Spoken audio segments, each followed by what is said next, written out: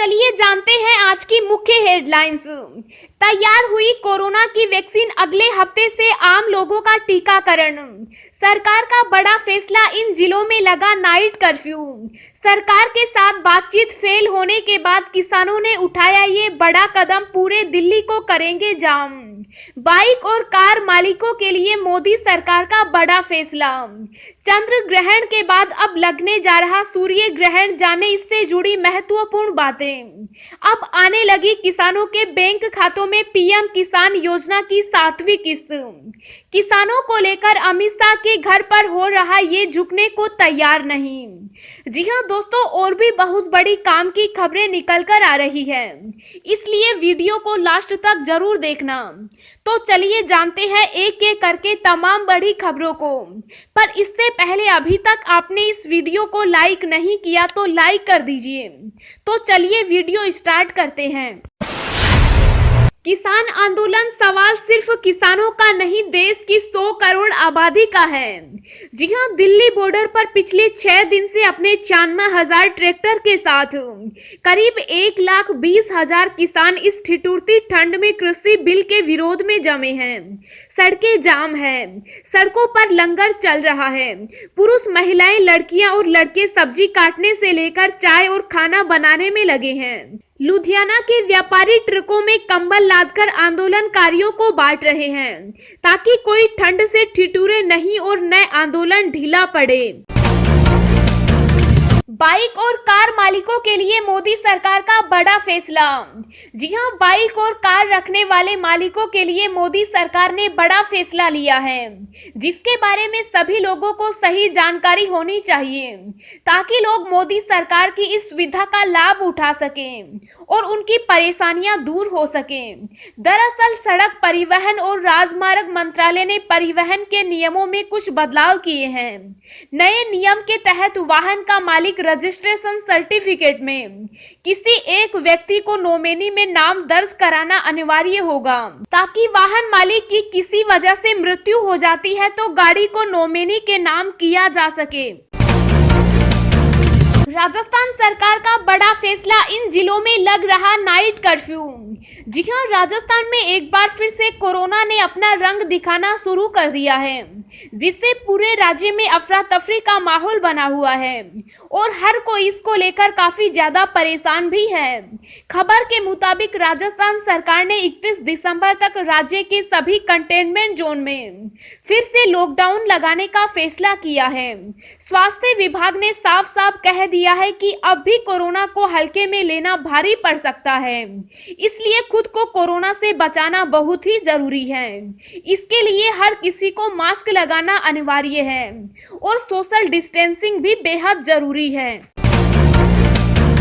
आखिरकार बनकर तैयार हुई कोरोना की वैक्सीन, अगले हफ्ते से आम लोगों का टीकाकरण। जी हां, दुनिया में कोरोना वायरस के कारण हाहाकार मचा हुआ है। हर रोज कोरोना वायरस के नए नए संक्रमित मरीजों की पुष्टि हो रही है। वहीं कोरोना वायरस के कारण मरने वाले लोगों का आंकड़ा भी बढ़ता जा रहा है। इस बीच दुनिया के लोगों को कोरोना वैक्सीन का बेसब्री से इंतजार है। वहीं अब लोगों का ये इंतजार खत्म होने की कगार पर आ गया है। दरअसल कोरोना वायरस वैक्सीन को ब्रिटेन ने आम लोगों के इस्तेमाल के लिए मंजूरी दे दी है। ऐसा करने वाला ब्रिटेन दुनिया का पहला देश बन गया है। इन बीमारियों वाले मरीजों को कोविड होने का है ज्यादा खतरा, महामारी के दौर में रखे जानकारी। जी हां, कोविड-19 की महामारी ने हमारी जिंदगी को स्पष्ट रूप से प्रभावित किया है। हालांकि बीमारी सभी लोगों को एक तरह से प्रभावित नहीं करती। कुछ लोगों को संक्रमण का ज्यादा खतरा रहता है।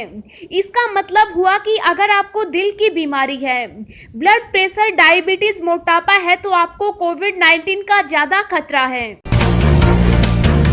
किसान आंदोलन का दिखा असर, रेलवे ने रद्द की ये ट्रेनें, कईयों के रूट डाइवर्ट, देखे पूरी लिस्ट।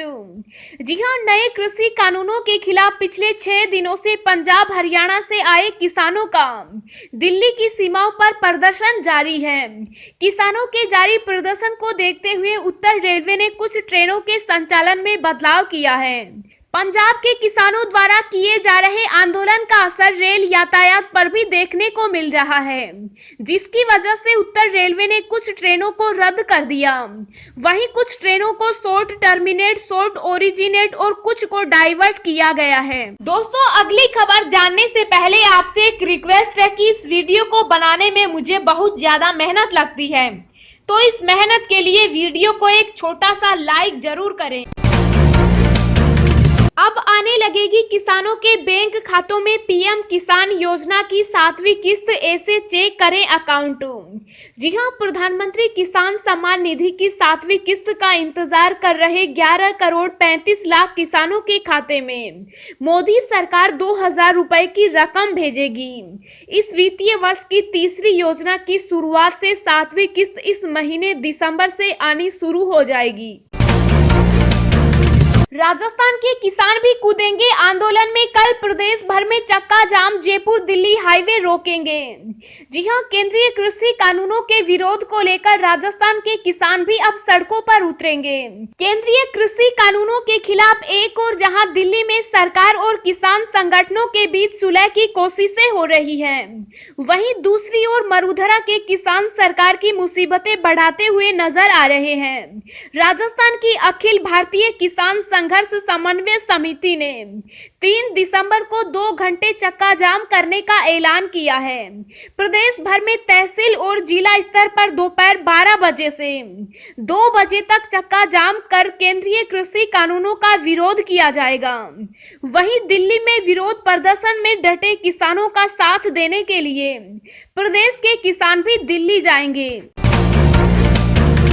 एसबीआई ने 42 करोड़ ग्राहकों को किया सावधान, कहा नहीं दिया ध्यान तो होगा भारी नुकसान।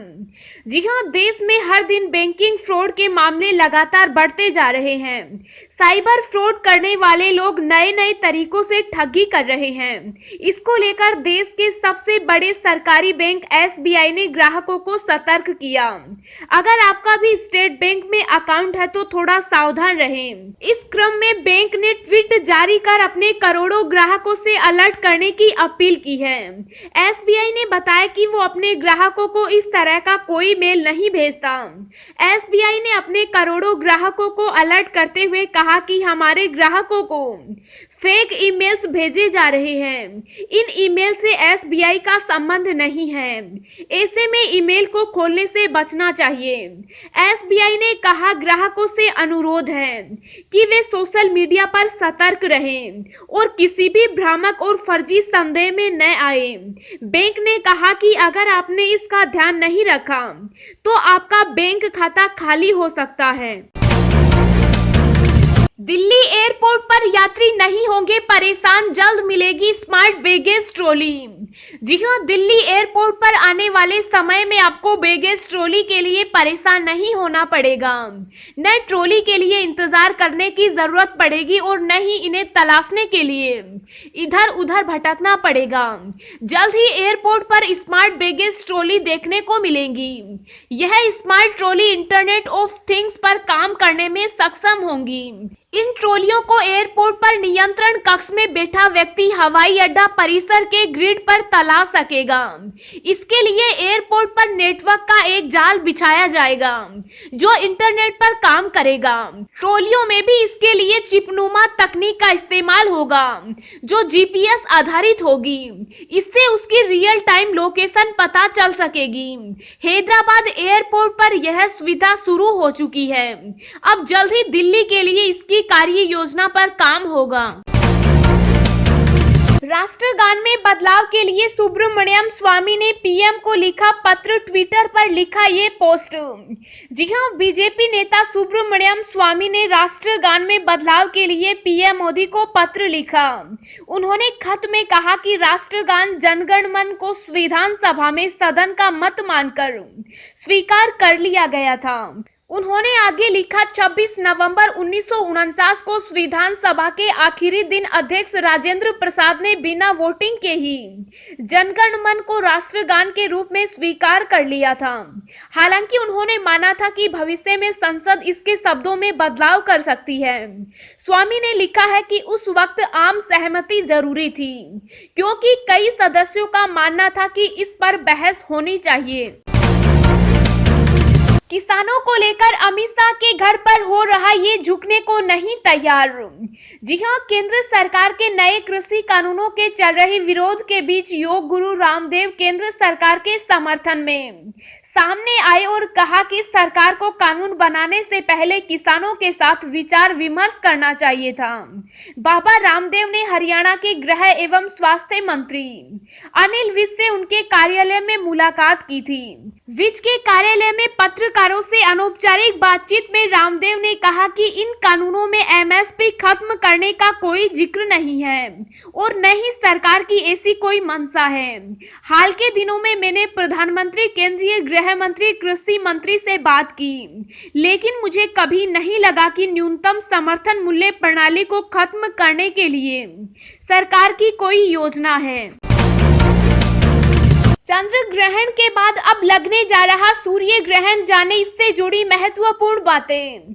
जी हां, सूर्य ग्रहण दिसंबर महीने के मध्य में लगने जा रहा है। पंचांग के अनुसार 14 दिसंबर को साल का अंतिम सूर्य ग्रहण लगने जा रहा है। ज्योतिष शास्त्र के अनुसार साल के अंतिम सूर्य ग्रहण को बेहद महत्वपूर्ण माना जाता है। सूर्य ग्रहण का प्रभाव सभी पर पड़ने जा रहा है। सभी राशियां भी इससे प्रभावित होने वाली है। सूर्य ग्रहण 14 दिसंबर 2020 को लग रहा है। सूर्य ग्रहण भारत में शाम को 7:03 से शुरू होगा। सूर्य ग्रहण की समाप्ति 14 दिसंबर को मध्य रात्रि उपरांत यानी 15 दिसंबर 2020 को 12:23 पर होगी। पंचांग के अनुसार सूर्य ग्रहण लगभग 5 घंटे का होगा।